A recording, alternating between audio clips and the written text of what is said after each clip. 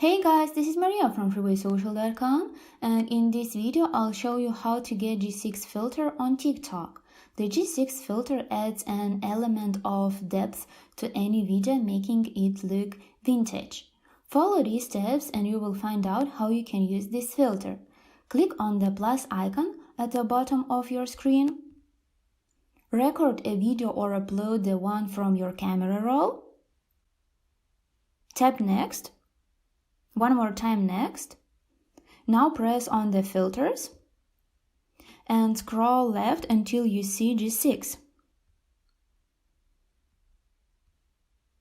Tap G6 and you can see how the color of your video has changed. Click on the arrow button and post your video. That's it. I hope this guide was helpful and you were able to get G6 filter on TikTok. Don't forget to like this video and visit us at freewaysocial.com.